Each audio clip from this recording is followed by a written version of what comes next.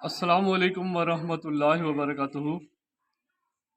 BS Urdu के सिलसिले में क्लासिकल नुमाइंदा जो शोरा हैं, उन्हीं में से एक हैदर अली आतिश भी हैं। और नाम तो इनका पूरा ख्वाजा हैदर अली था। और ये 1192 हिजरी में पैदा हुए। 1263 हिजरी में इनका ये दौर बनता है, ये फौत हुए। 1764 भी इनका आता है तारीख़ पैदाइश, और 1778 भी आता है।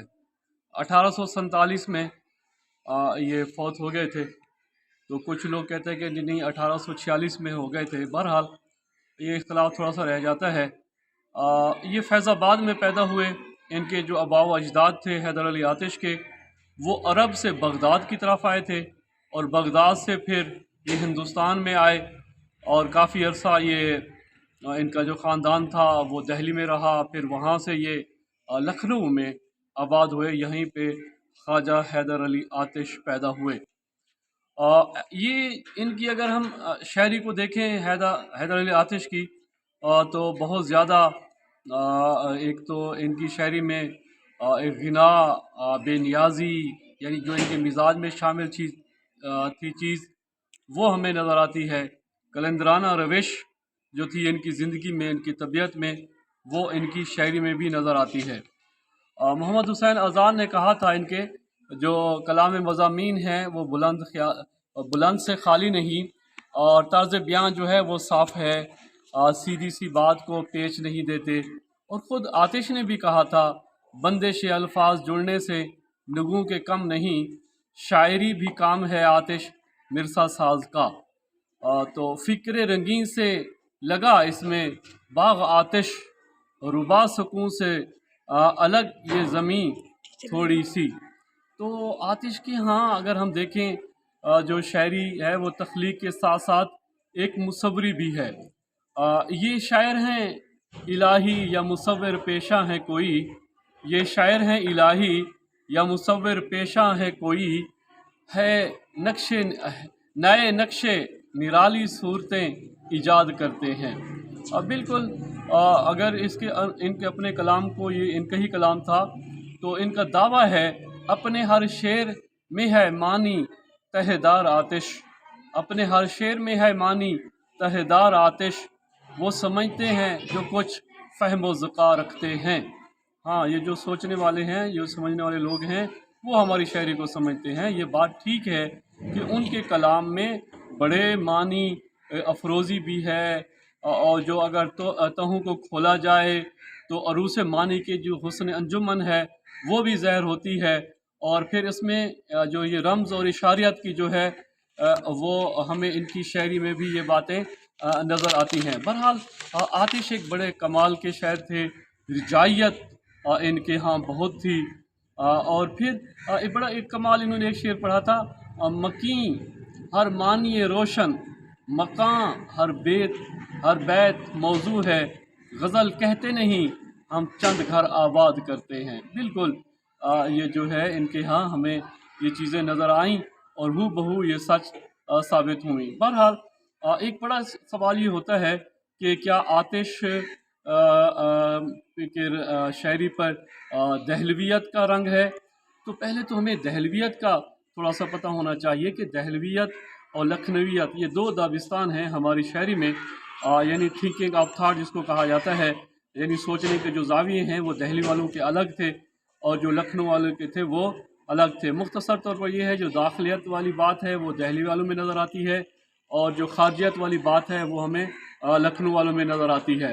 दहलवियत में देखें तो सादगी है, वो दाखिलियत है, वारदात कल्बी है, तसव्वुफ़ है, वो वाक़ियत व सदाक़त भी है, सोज़ व गदाज़ भी है, तशबीहे भी हैं, इस्तारे भी हैं, इनका तवाज़ुन भी है, लफ्ज़ी तराश खराश भी है, फ़ारसियत भी है, थोड़ा सा फ़लसफ़ा भी है, तहज़ीब का इम्तिज़ाज भी है, इश्क और आदाब इश्क भी हैं, और अज़मत इंसानी का ये ज़्यादातर थे। और लखनवियत को देखें तो वो ज़्यादातर बहर की, वो जो जिसको हम कहते हैं कि जी ये भी कह सकते हैं कि बनस्पति बातें, और आजकल का जो ये लफ्ज़ इस्तेमाल करते हैं कि जी पार्लरिंग, ब्यूटी पार्लर, तो वो उनकी शायरी में हमें वो ज़्यादा नज़र आता है।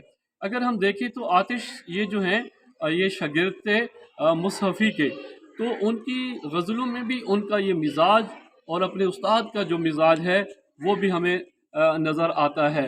अगर इनके अशार को देखें तो फिर जो वारदात कल्बिया है या वो ज़हनिया अमूर हैं, उनका भी हमें पता चलता है इनकी शायरी में। आए भी लोग, बैठे भी, उठ भी खड़े हुए, मैं जा ही ढूंढता रहा तेरी, मैं जा ही ढूंढता तेरी महफिल में रह गया। तो ये इनका बड़ा मशहूर शेर था। क्या हाल है किसी ना, क्या हाल है किसी ने ना पूछा, हज़ार हैफ, क्या हाल है किसी ने ना पूछा, हज़ार हैफ, नाला रहे जर्स की तरह कारवां में हम। तो उसके ये उनकी शायरी को देखें। और फिर सबसे बड़ा जो पहलू होता है इनका, निशातिया पहलू होता है शायरी का।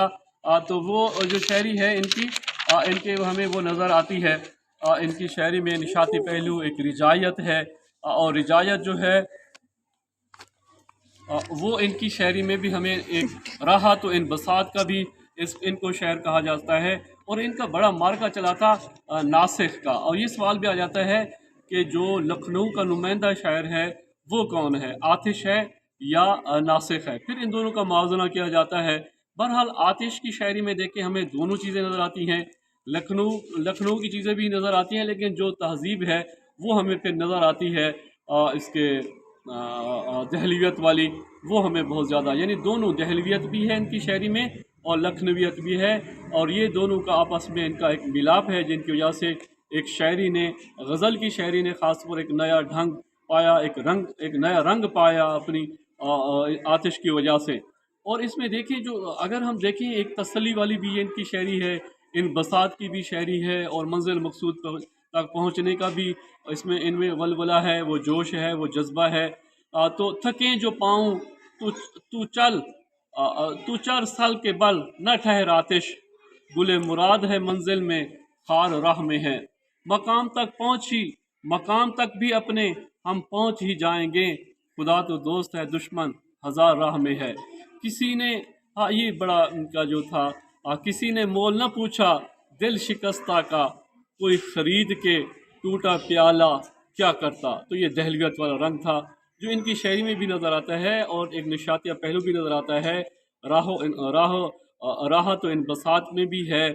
और फिर बड़े मशहूर इनकी शायरी है, हर ज़ुबान पे तकरीबन इनके पुराने शोरा के जो जितने भी अशार हैं वो पहले के लोगों को बहुत ज़्यादा याद होते थे। ज़मीन चमन गुल खिलाती है क्या क्या, दिखाता है रंग आसमां कैसे कैसे। तो गर्दिश अयाम जो हैं ये भी इंसानी ज़िंदगी पर बड़े गहरे असरार डालते हैं। तो बहरहाल इनको हम देखें तो ये दरवेश किस्म के थे। और मैंने मुख्तसर तौर पर आपको बता दिया। अगर मुख्तसर सवाल भी आएंगे तो मुस्तफ़ी कब पैदा हुए और कब उनकी वफ़ात हुई, ये भी सवाल हो सकता है। वो किसके शागिर्द थे, मुस्तफ़ी के शागिर्द थे। उनकी जो, क्या उनकी शायरी जो है वो उनमें इन बसात का और राहत का कोई पैगाम भी है, ये भी सवाल आ सकता है। और ये भी हो सकता है क्या आतिश दहलवियत के शायर हैं या लखनवियत के, ये भी पूछा जा सकता है। तो ये सारे सवालों का जवाब इसी में है। आज के लिए इतना ही काफ़ी। फिर आपसे मुलाकात होगी। अस्सलामु अलैकुम वरहमतुल्लाहि वबरकातुहू।